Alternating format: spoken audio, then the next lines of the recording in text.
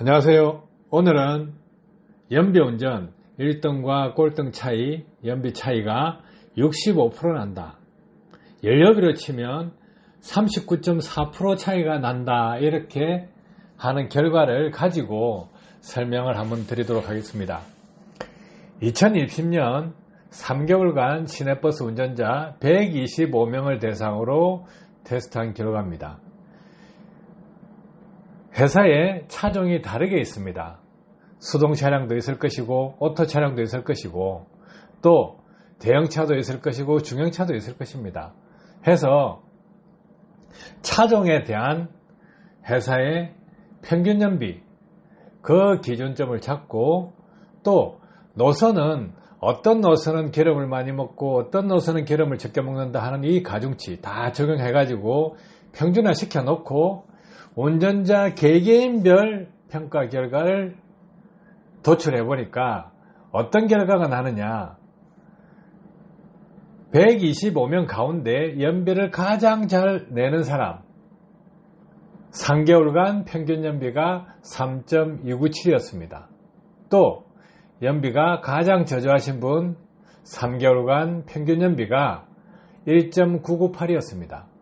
이 차이요. 연비 차이가 얼마나 나는 겁니까? 125위 기준으로 봤을 때 1위는 연비 향상이 65%입니다.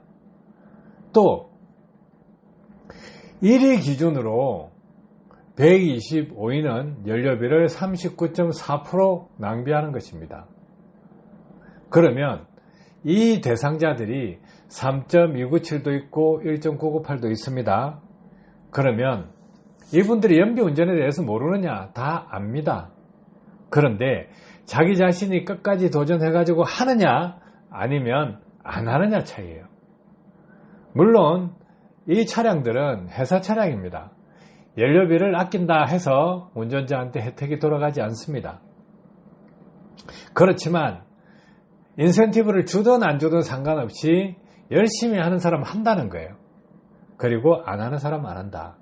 그러면 이게서 연료비 차이가 40%가 난다. 이것을 트레일러 기준으로 보면 연비왕을 하시는 분은 월간 연비를 5km로 만들고 또 대충 아무 생각 없이 타시는 분은 월간 연비를 3km로 만든다. 이 기준하고 일맥상통하는 바가 있습니다. 회사차 운행했을 때 연료비 부담이 자기 것이 아니지만 하고자 하는 사람은 연비가 3.297이고 연비하고 별 관심 없이 타는 사람은 1.998이다. 그러면 트레일러 기준으로 봤을 때도 5km를 타는 사람은 연비 1등에 해당하는 사람들일 것이고 1.998에 해당하는 사람은 연비 꼴등에 해당하는 사람일 것입니다. 그러면 트레일러 기준으로 봤을 때 3.0 타면 꼴찌 쪽에 속하는 거고 5.0 이상 탄다 그러면 1등에 속하는 것입니다. 그 차이가 연료비 차이가 40% 나듯이 시내버스에서도 그만큼 난다는 거예요. 이분들도 다 연비 교육을 받았습니다. 연비 운전 어떻게 하는지 압니다. 단지 하기 싫을 뿐 아니면 적당히 하거나 안 그러면 열심히 하거나 이 차이죠. 그 갭이 40% 난다는 거예요. 연료비 차이가 40% 난다. 연비 차이로 치면 1.998 대비해서 3.297은 연비 향상률이 65%에 해당합니다. 그러니까 모르는 상태, 연비 운전을 모르는 상태에서는 이거보다 낮은데 존재하겠죠. 평균값이 훨씬 낮으니까요. 이 값보다 한 20% 정도 낮으니까 최소한. 그럼 차이가 많이 나는 거죠. 올라간 상태에서도 연비 차이가 많이 난다는 거예요. 그러면 이 차이가 얼마나 세밀하게 나느냐, 1등하고 2등하고 차이가 많으냐? 그렇지 안 많습니다. 124등하고 125등 차이가 많이 나느냐? 그렇게 차이 나지 않습니다. 그래서 1등부터 최하위 125등까지 연비 차이를 한번 훑어보도록 하겠습니다. 여기서 보면 1위 연비 3.297, 2위 3.292, 3위 3.25, 4위 3.251, OE 3.210 차이가 얼마 안 나죠. 소수점 세 자리까지 맞춰야 등수가 구분될 정도입니다. 그래서 이렇게 등수를 쭉 구분해 보시면 1위부터 15위까지 연비 차이가 다 3kg에서 3.297입니다. 그런데 가면 갈수록 26위는 2.943, 51위는 2.816, 76위는 2.706, 101위는 2.606. 자, 여기서 쭉 내려가면 기본적으로 하고 있다는 거 보이죠? 그런데 안 하는 사람 두 사람 빼고 최하위가 2.356입니다. 그 위에 122위까지 보면 2.4kg대입니다. 자, 이렇게 연비를 다 끌어올리는 거예요.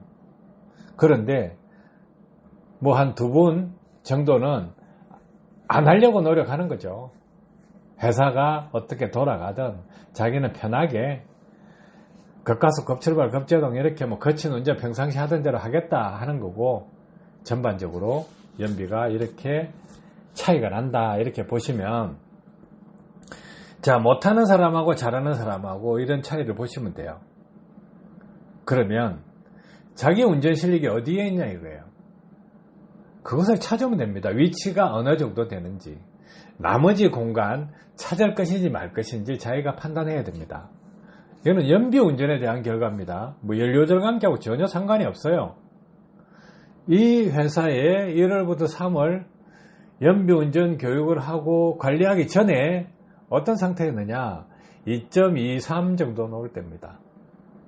그런데 이렇게 많이 올라가도 결과적으로 뭐냐면 올라간 상태에서도 3.297을 타는 사람이 있고 1.998을 타는 사람이 있다 이거예요. 그러면 회사차 같은 경우는 아껴도 자기 돈하고 연관되지 않기 때문에 뭐 이럴 수가 있습니다. 그런데 화물차주분들은 어떻습니까? 나름대로 노력을 하죠. 기름값은 결과적으로 자기가 다 부담을 해야 되기 때문에 아끼려고 노력합니다. 그러면 1.998에 해당하는 사람은 거의 없을 거예요. 그러면 여기서 한 뭐 120등 2.435 정도 해당하시는 분도 있을 거고 3.297에 해당하는 사람도 있을 것입니다. 그래도 기름값 35% 정도 차이 나요. 이런 부분에 대해서 아낄 거냐 말 거냐는 운전자 스스로 선택을 해야 됩니다. 화물차 운전하시면서 자기 운전 잘한다 하시죠. 다들 운전 잘한다 합니다. 그런데 이렇게 상대평가를 해보면 차이가 엄청나게 난다는 거예요. 그러면 어떻게 해야 되겠느냐 이거죠. 자기 자신이 똑같은 코스에 똑같은 일을 하고 있는데 연비가 터무니없이 안 나온다 하면 차 타령을 합니다. 기본적으로 내 차가 안 좋아서. 그 말 속에는 뭐가 들어있냐면 자기 자신을 부정하고 싶지 않은 거예요. 자기 실력이 상당히 높다고 생각합니다.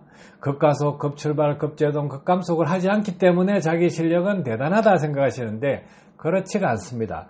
대다수는요, 차 원망하기 전에 자기 자신을 찾아봐야 됩니다. 무엇이 잘못됐는지. 과거에 이런 회사 차량 이렇게 데이터를 만들기 전에 어떤 일이 있었냐면 운전자 한 분이 자기는 아무리 해도 안 되고 열심히 노력했는데 차가 문제다. 차 타령을 엄청나게 했습니다. 그런데 다른 차량을 운전하는 운전기사분과 배차를 바꿨습니다. 배차를 바꾸고 하루 운행하고 연비 테스트를 해보니까 연비 안 나온다고 한 사람, 자기 자신이 열심히 하고 있다는 사람, 결과적으로 연비가 또 안 나왔습니다. 연비 잘 나오는 차를 줘도 연비를 못 내더라는 거예요. 그러면 결국은 차 문제가 아니고 사람 문제였다 이거죠. 그래서 연비가 문제가 된다 그러면 정비공장에 먼저 딱 가보시고 차 진단해보시고 이상 없다 하시면 그 다음에 자기 자신이 무엇을 잘못하고 있는지 그 부분을 찾아야 됩니다. 무조건 차 타령만 하다가 세월 다 가버려요. 그러면 자기가 운전을 잘한다 이거예요. 그러면 동료 차하고 하루 바꿔 타보세요. 바깥 하셔가지고 똑같은 일을 하고 나서 자기가 연비가 나온다 안 나온다, 자기 운전 실력이 있다 없다를 알 수 있을 거 아니에요. 그래서 똑같은 차종을 가지고 자기가 연비 안 나온다 그러면 같은 차종을 운행하는 동료 차주분과 하루 교대를 해서 운전을 해보세요. 그러면 연비가 안 나온다 하면 어떻게 됩니까? 그러면 결국 사람 탓이라는 거예요. 그래서 이런 부분 충분하게 고려하셔가지고 자기가 연비가 안 나온다 하면 자기 실력 때문인지 아니면 차의 원인이 있는 것인지 이것을 빨리 구분하셔야 돼요. 자기 자신이 고집을 부리고 자기 자신이 맞다고 생각하고 자기가 연비 운전을 잘한다고 생각하면 어떤 문제가 되냐면 계속적으로 차를 바꿀 생각을 합니다. 또 쓸데없는 연료저감기, 효과도 없는 연료저감기 거기에 기대합니다. 현실하고 동떨어진 선택을 하게 된다는 거죠. 자기 자신이 문제가 있으면 바로 자기 자신의 문제점을 찾고 고치면 되는 것입니다. 아시겠죠? 도움 되셨길 바랍니다. 감사합니다.